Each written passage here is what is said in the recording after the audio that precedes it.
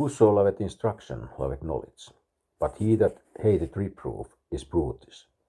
A good man obtaineth favour of the Lord, but a man of wicked devices will be condemned. A man shall not be established by wickedness, but the root of the righteous shall not be moved. A virtuous woman is a crown to her husband, but she that maketh ashamed is an rottenness in his bones. The thoughts of the righteous are right, but the counsels of the wicked are deceit. The words of the wicked are to lie in wait for blood, but the mouth of the upright shall deliver them. The wicked are overthrown and are not, but the house of the righteous shall stand. A man shall be commended according to his wisdom, but he that is of a perverse heart shall be despised. He that is despised and hath a servant is better than he that honoured himself and lacketh bread. A righteous man regarded the life of his beast, but the tender mercies of the wicked are cruel. He that tilleth his land shall be satisfied with bread, but he that followeth vain persons is void of understanding. The wicked desireth the net of evil men, but the root of the righteous yielded fruit. Verse 1 has been commented on chapter 6 verse 23 and chapter 8 verse 33. But he that hateth reproof is brutish, verse 1. The sense in the Authorized Version is quite clear. When men reject divine wisdom of true knowledge, not science falsely so called, they become like brutes or animals. See Romans chapter 1 verses 21 to 24. The truth is so obvious that it couldn't be missed. The conduct of nations as well as individuals who have rejected the Bible as the final authority bears the proverb out. Atrocities were committed between 1000 to 1500 Anno Domini by professing Christians with the official approval of the church, so-called church, which were only rivaled by the Holocaust of Auschwitz, Buchenwald, Belsen-Belsen, Treblinka, and Sachsenhausen. Höss, the commander of Auschwitz, as Himmler, the Reichsführer SS, and Hitler, der Führer, were all professing Christians, raised in a church that simply substituted its authority for the Bible's authority. The commandant of Treblinka, Lalka, never failed to observe Sunday or Christmas. And as Francisco Franco and Mussolini, he proved that brutes can be raised on the sacraments and never be excommunicated from their church, even where the excesses involved bombing barefoot natives, torturing men and women to death, and gassing Jews at the rate of 2,000 a day. Men who are trained to live like animals, act like animals, Darwin's theology. And that is what he was. A theologian produces animal tempers, animal reactions, animal impulses, and animal warfare. The shocking truth is not that men like Koch, Buchenwald, and Höss, Auschwitz, tolerated the type of thing they had to put into effect and carry out. What man raised on the theory of evolution and who believed it would expect any other kind of conduct from anyone? Nothing is more pitiful when reading the introductions and prefaces to books about concentration camps than finding the writer talking about the inhuman treatment of prisoners, which could only be compared to animals. Verse 2. A good man obtained favour of the Lord.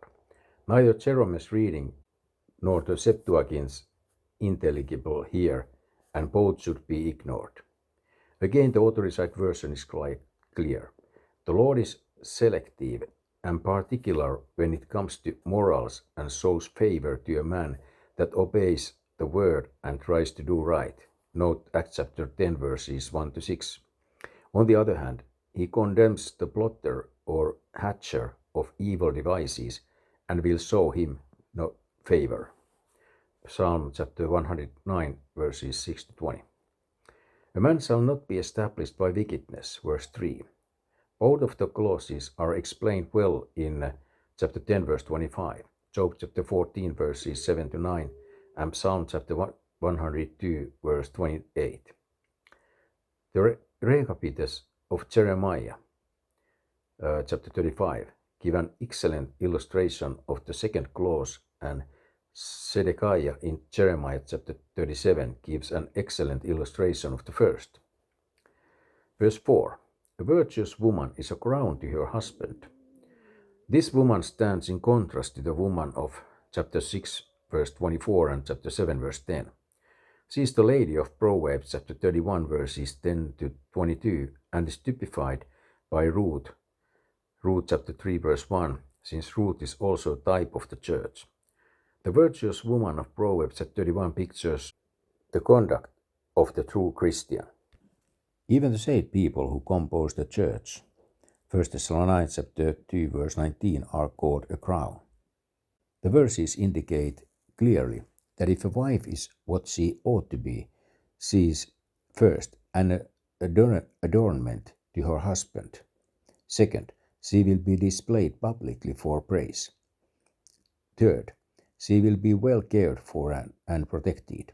Fourth, she will complete that requirement, Genesis chapter 2, verse 18, to make her husband a king, Genesis chapter 1, verse 26. But she that maketh ashamed, verse 4, compared chapter 10, verse 5, and chapter 19, verse 26. Such a woman is like Artitis or Osteomyelitis. The reading of the Septuagint, Vaticanus, Sinaiticus, and other corrupt manuscripts is as a worm in a tree, so an evil woman destroyeth a man. This is an interesting proverb, and it would make good reading in any man-made collection of epigrams. But of course it has no place in the scriptures, nor is it a part of the scriptures. Nor did Solomon write it, nor did the Holy Spirit lead anyone else to write it, nor is it the Hebrew Old Testament. It's quite similar to the ASV 19:1 reading in 1 Timothy chapter 3, verse 16. Seriously, the rotten woman of Proverbs chapter 12, verse 4 can be identified by, first, constant griping and complaining in the home. Second, involvement in neighborhood disputes which were develop into something akin to an international crisis. Third, laziness and refusal to cook or prepare meals. Fourth, unkept children who are turned loose to play like dog on the street. Run out and play in the traffic while honey, etc.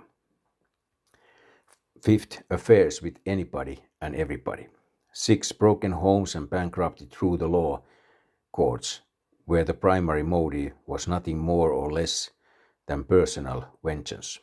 Seventh, expensive clothing and furniture 10 miles over the income bracket of her husband. 8. 2 hours a day spent in bridge playing and 4 hours a day in front of BoobTube or internet. To sum it up, she is the kind of person who will spend extra money for a private stateroom on a liner and then leave the door open for publicity. Verse 5. The thoughts of the righteous are right. In the Old Testament sense, this is true because the righteous man practices chapter 16, verse 3. In the New Testament, it's true in the case of 2 Corinthians chapter 10, verses 4 and 5. Since the Lord knows the thoughts, 2 Chronicles chapter 28, verse 9, and knows them immediately, perpetually, and automatically by virtue of his omniscience, he declares certain thoughts as wrong, Genesis chapter 6, verse 5, and certain thoughts as right, Philippians chapter 4, verse 5. Verse 6. The words of the wicked are to lie in wait for blood. This proverb and the one which follows it deals with the second clause of verse 5. The wicked who lie in wait for blood are set in contrast to the mouth of the upright. The words of the wicked result in murder, whether this be the pious words of Isabel, 1 Kings chapter 21 verses 1 to 13, the unholy words of Absalom, 2 Samuel chapter 15 verses 10 to 11, or the scholarly euphemism of the SS and Gestapo liquidation, resettlement, final solution, special treatment, etc., and the end result is murder. Verse 6. But the mouth of the upright shall deliver them. The Bible illustrations are Daniel's mouth. Daniel chapter 6, getting himself out of the den. Paul's mouth pleading for the poor saints at Jerusalem. Romans chapter 15 verse 25. 1 Corinthians chapter 16 verses 1 to 3 and Acts chapter 11 verse 29. Paul's mouth delivering himself at the council. Acts chapter 23 verses 1 to 6. Esther's mouth delivering a whole nation. Esther chapter 7. And Moses' mouth saving a whole nation. Numbers chapter 14 verses 13 to 19. Verse 7. The wicked are overthrown and are not. Bible illustrations are obviously the two houses of Matthew chapter 7 verses 24 to 29, the house of David, Jeremiah chapter 31 verses 30 to 33 and Ezekiel chapter 34, and the kingdom of the wicked prince, Ezekiel chapter 20 verse 25, compared to the kingdom of the Prince of Peace, Isaiah chapter 9 verse 6. A man shall be commended according to his wisdom. Verse 8. The saying will be especially true of the judgment, Revelation chapter 20, although it was certainly true in the Old Testament. Theocracy. 1 Kings chapter 4 verse 29 to 34, when good kings ruled. Note the commendation which Josiah, 2 King chapter 23 verse 25 gets, and the condemnation heaped on Coniah, Jeremiah chapter 22 verse 28. In times of apostasy, the saying is reversed, for the men who are commended are the perverse men. Isaiah chapter 32 verses 5 and 8.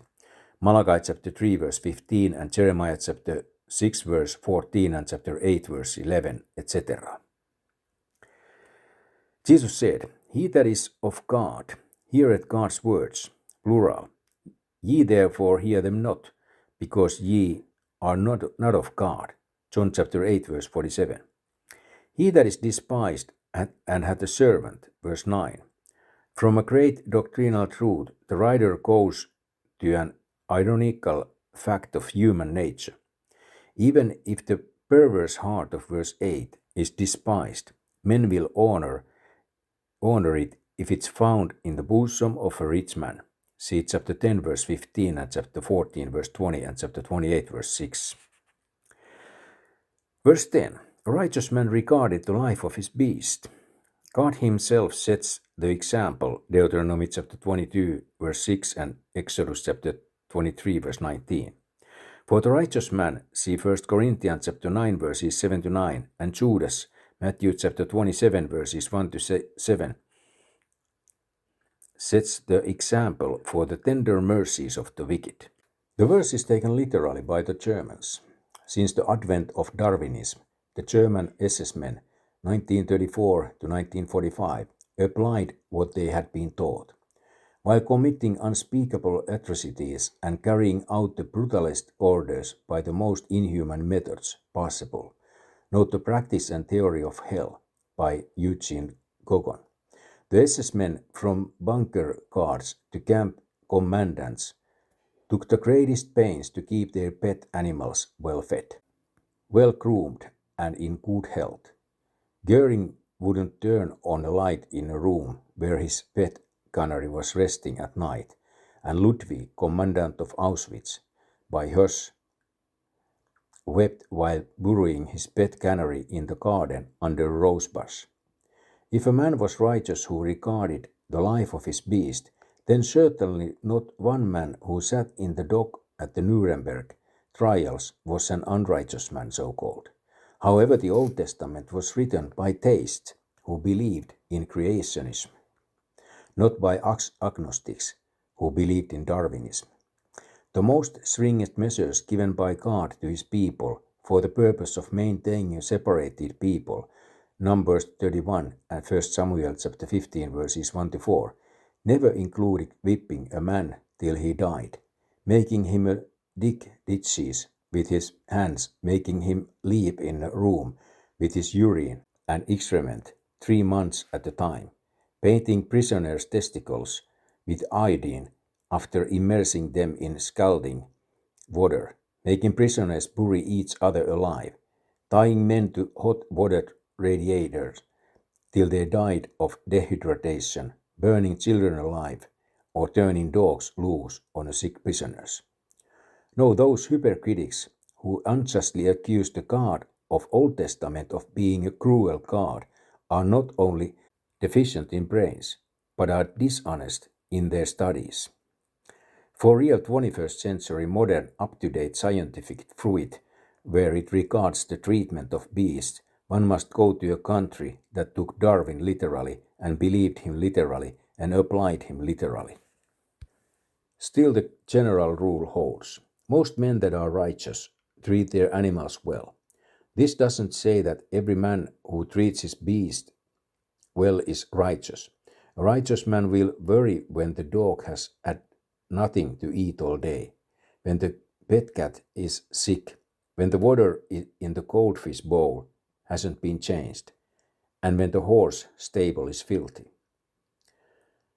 But the tender mercies of the wicked, verse 10, compare Proverbs chapter 27, verse 6. The tender mercies shown by Joab, Judas, and Ismail, Jeremiah chapter 41, verse 6, culminated in a bloody sword or spear between the ribs. Thus many a murder has been garlanded, Matthew chapter 23, verse 29, with such beautiful phrases as the will of God, so called. May the Lord bless thee. The Lord is before you in the way ye go. Judah chapter 18, verse 6. Holy Mother Church sends you her blessings, etc. One good rebuke from the mouth of rough's crude John the Baptist, Mark chapter 6, verse 18, is more tender than a dozen smooth, polite courtesies coming from the leaders of the council, Mark chapter 12, verse 14. Even where a wicked man shows mercy to an enemy, there lies behind the act the haughty feeling of superiority and possible future retribution. Verse 11, he that tilleth his land shall be satisfied with bread. Verse 11, the theme is identical to chapter 14, verse 4 and 23, and chapter 6, verse 11. The classic illustration states that the sharecropper planted no cotton because the weevil might get it, no potatoes because the potato bug might get them, and no corn because there might be a drought. When harvest time came, he was asked what he had been doing, and he replied, just playing it safe. Proverbs chapter 28 verse 19 repeats the saying with a slight variation. The Vulgate and Septuagint add a Greek Gnostic conjecture of 14 words in English, which of course the Holy Spirit had nothing to do with it. In the verse, the man who follows vain persons is the son who doesn't till the ground, Matthew chapter 21 verse 19. Consequently, he shows his lack of understanding, for an understanding man would understand nicht Arbeit, nicht essen, no work, no eat. Verse 12, the wicked desire the net of evil men. That is, they want to borrow the net of chapter 1 verse 17. The Vulgate reading here is again to be rejected.